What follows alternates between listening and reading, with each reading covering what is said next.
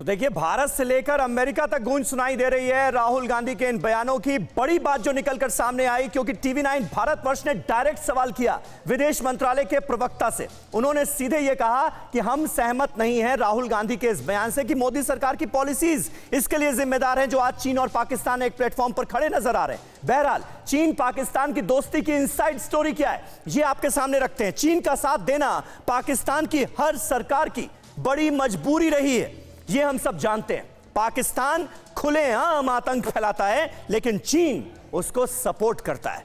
आतंकवाद पर, यूएन में कार्रवाई पर पाकिस्तान की ढाल बनता है चीन, और यह कई मौकों पर हमने देखा है। याद कीजिए मसूद अजहर का प्रकरण, और उसे भी किस तरह से बचाने की कोशिश की गई थी यूएन में चीन की तरफ से। चीन ने कैसे वीटो किया था।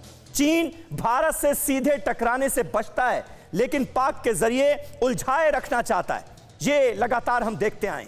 पाकिस्तान की जर्जर इकोनॉमी को चीन का ही सहारा है, और यही वजह है कि चीन से खुराक मिल रही है पाकिस्तान को। एफएटीएफ में, यानी फाइनेंशियल एक्शन टास्क फोर्स में, पाकिस्तान को ब्लैकलिस्ट होने से भी चीन लगातार बचाता आ रहा है। सीपैक के तहत पाकिस्तान में चीन के कई इंफ्रास्ट्रक्चर प्रोजेक्ट जो हैं वो चल रहे हैं। पाकिस्तान में विरोध भी हो रहा है कई जगहों पर, खास तौर पर पीओके में। ये जो सीपैक प्रोजेक्ट है उसकी मौजूदगी को लेकर लोग आंदोलनरत हैं, लेकिन उसके बावजूद भी पाकिस्तान मानने को तैयार नहीं है कि इससे कोई खतरा है, क्योंकि अपनी मजबूरियां हैं पाकिस्तान की। सिर्फ सीपैक में चीन ने 62 अरब डॉलर से ज्यादा का निवेश किया, 62 अरब डॉलर से ज्यादा। वहीं चीन में उइगर मुसलमानों पर जो जुल्म और सितम हो रहा है उसे लेकर पाकिस्तान चुप्पी साध लेता है, और इसके पीछे उसकी मंशा साफ नजर आती है। बोलेगा तो क्या अंजाम हो सकता है, यह सबको पता है। पाकिस्तान अंतर्राष्ट्रीय मंच पर उइगर मुसलमानों को लेकर चीन का बचाव भी करता आया है, और ये सारी बातें साफ करती हैं कि चीन और पाकिस्तान की ये दोस्ती आज की तारीख में क्या गुल खिला रही है वो तो हम देख ही रहे हैं, लेकिन इसकी वजह क्या है वो भी समझ में आता है। हमारे साथ इस वक्त विष्णु प्रकाश साहब मौजूद हैं।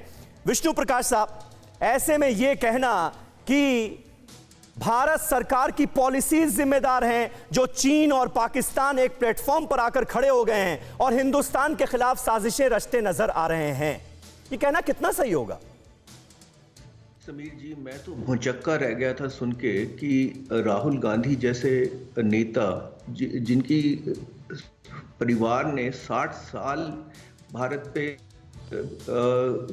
एडमिनिस्ट्रेशन की है जी, वो ऐसी बेबुनियादी बातें कह सकें कल, तो ये मैंने सोचा नहीं था। वो मुझे मालूम नहीं है कि कौन से अखबार पढ़ते हैं, शायद वो पाकिस्तानी और चीनी अखबार पढ़ते हैं या कौन सा इतिहास पढ़ते हैं, जब कहते हैं कि भारत आइसोलेट हो गया है। मैं राजदूत था कोरिया में उस वक्त यूपीए 2 की टाइम में, तो उस वक्त भारत आइसोलेट हुआ था, जबकि सरकार कोई निश्चय नहीं ले पाती थी, जबकि वास्तविक शक्ति प्रधानमंत्री के पास नहीं थी, कहीं और थी। जब रेट्रोस्पेक्टिव टैक्स इम्पोज किया गया था और एफडीआई खत्म हो गई थी, तो कल जैसे बोल रहे थे ऐसा लग रहा था कि भारत 2014 में स्वतंत्र हुआ है, उससे पहले भारत का कुछ इतिहास नहीं है। हाँ। देखिए, ये कहना कि भारत आइसोलेट हो गया है, इससे ज्यादा कोई झूठ नहीं हो सकता, क्योंकि भारत की साख कभी इतनी ऊंची नहीं रही है। जहां तक चीन और पाकिस्तान के गठबंधन की बात है, ये जो चोली दामन का साथ है इनका, समुद्र से भी गहरा, पहाड़ों से भी ऊंचा, शहद से भी मीठा, जैसे आपने कहा ये 1963 में शुरू हुआ था, और ये इनका लगातार बढ़ रहा है, दोस्ती बढ़ रही है, क्योंकि इसका जो डायरेक्शन है, इसका जो एम है वो इंडिया है। तो कैसे भूल सकते हैं जब ये अब बात करते हैं डोकलाम की, तो क्या 1962 भूल गए हैं? क्या देवसांग भूल गए हैं 2013 का, जबकि उस वक्त के विदेश मंत्री ने कहा था कि ये तो एक्नी है साहब, फोड़ा फिंसी है दोस्ती के चेहरे पे, जिसपे एक मल्हम लगाई जा सकती है। तो मुझे हैरानी हो रही है कि, और ये कहना कि मुख्य अतिथि हमारे रिपब्लिक डे पे नहीं आए हैं। हाँ,